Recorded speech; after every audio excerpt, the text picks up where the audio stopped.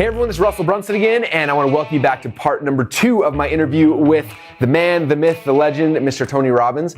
If you haven't watched the first part of the interview yet, go back up in the playlist and watch that one first, because you don't want to not watch that before you get to part number 2. Now, to part number 2, I'm excited for you because in here, we start diving deeper into the different types of businesses. And I go through 2 types of businesses. I call them 2 expert businesses. One of them is where you become an expert selling your own products. Like I was a potato gun expert. Tony Robbins is the personal development expert, right? So there's that type of business. But the other side of it, which a lot of people don't know about, is let's say you already have a business. You're selling physical products on Amazon or e-commerce things, or you're you have a gym, or maybe you are a chiropractor, or dentist, or financial planner. Like if you have an existing business, you can also apply the expert strategies that Tony and I are going to talk about next into your business. Now, on top of that, you're going to learn a whole bunch of other things, like how do you create a tribe of people? What are the 3 commonalities in every single tribe, every mass movement that's ever been started from the beginning of time till now? What is a new opportunity? How do you create one, and a whole bunch of other amazing things that you're going to love? So with that said, let's jump into part 2 of the interview with Tony Robbins.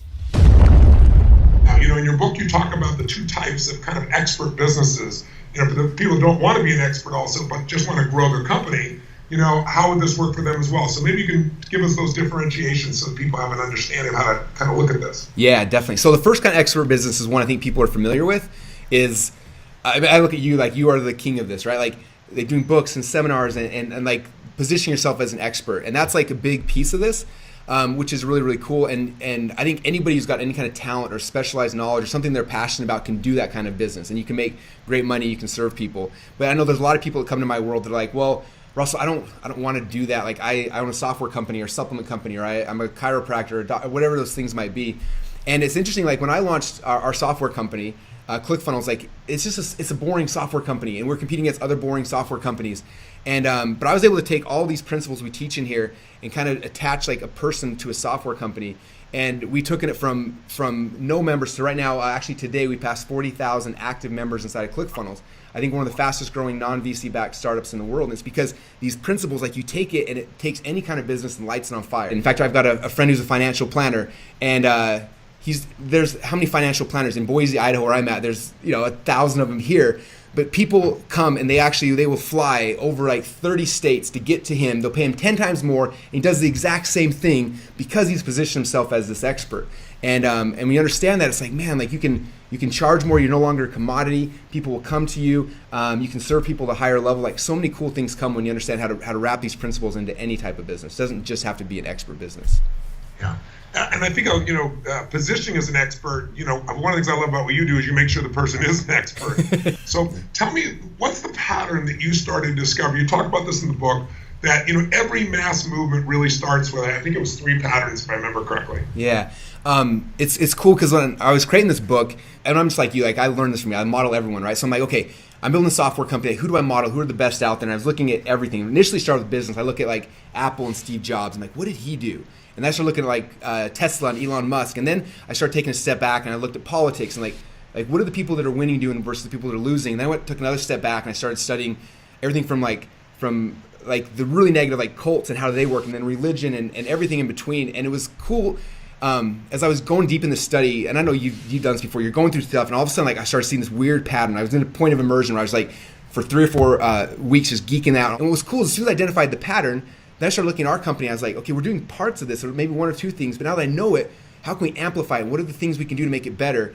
And so we started doing all those pieces, and then and we test them, and then we'd see what would happen. So the book's kind of cool because it gives you, and I'll show you in a second, it shows you the strategy. Here's the 3 things they all have, but then it shows, here's the practical application that what we did inside ClickFunnels. We did these 4 things, and that's what got us from 20,000 members to 30,000 within like a 3-month period of time. What are those things? And so I'll show you guys in my books. I'm a big doodler because that's how my brain works. But there's tons of sketches. Like this is a sketch from this. So this right here, this is the 3 things that every mass movement from the beginning of time all has had. I'll kind of go through real quickly. Number 1 is all of them have some type of charismatic leader, and that's a big thing because it's hard to connect with just a brand. Longer term, you can do that, but initially, especially, like it's a person that you connect with that gets you to want to follow. The number 2 thing in the pattern is all of them had like a future-based cause that they were taking people towards. And one of the coolest ways I found, I talk about this, I went through all the U.S. elections from the one that just happened all the way back to like George Bush, all the way back to George Washington. And what's interesting is I was able to find most of the campaign slogans on both the sides, like Republican or Democrat. And it didn't matter who won, what party, whatever, but the ones that won, all the candidates had like a very future-based cause. Think about Trump was, let's make America great again.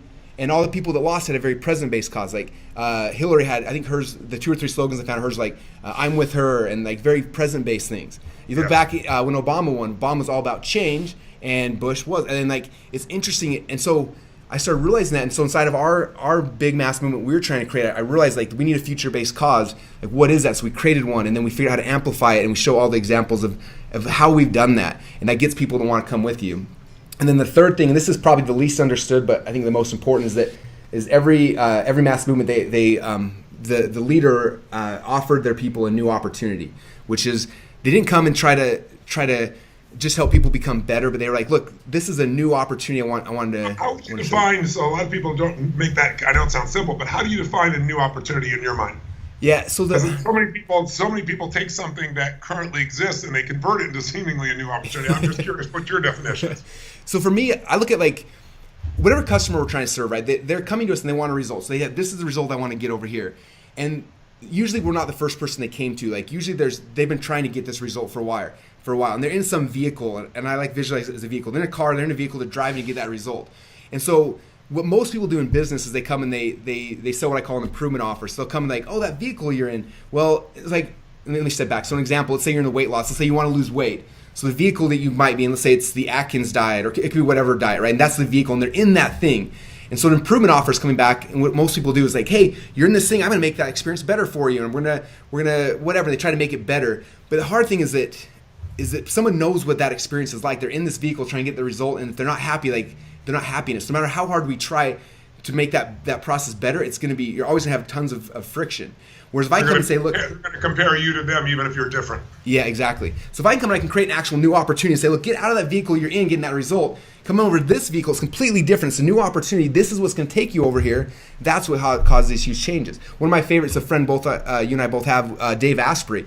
He came in with his movement. And he's like, look, you're going to eat high fat, put butter in your coffee, all sorts of things. And people are like, what in the world? You would have heard that description before. You told him he was nuts. The marketing he did on that was so genius. Oh, so brilliant. And everyone's jumping from their vehicles coming to here because it's like, I don't know what they're doing, but that sounds way better. And they come over, and he's built a huge mass movement, huge company, supplement company, retail stores, like everything based on this new opportunity he provided people, and it was brilliant, as you know. Hey, this is Russell again. Thank you so much for watching part 2 of my interview with Tony Robbins. How crazy is that Tony interviewed me? Like, still can't even imagine and believe that this is like my life. So exciting. So with that said, video number 3 is dropping in a couple days from now. I do not want you to miss it. So this is what you have to do. Number 1, subscribe to my channel. That way you get notified when all the videos come through. But number 2, you have to click on the bell and get notifications. If you aren't getting notifications, you're not going to know when this video comes out. Okay, so subscribe to the channel, turn on your notifications. That's what you need to do right now, and that way you'll get video number 3 when it drops. And you're going to want video number 3 because video number 3 we talk about my favorite part of the Expert Seekers book, which is the concept of epiphany bridge stories.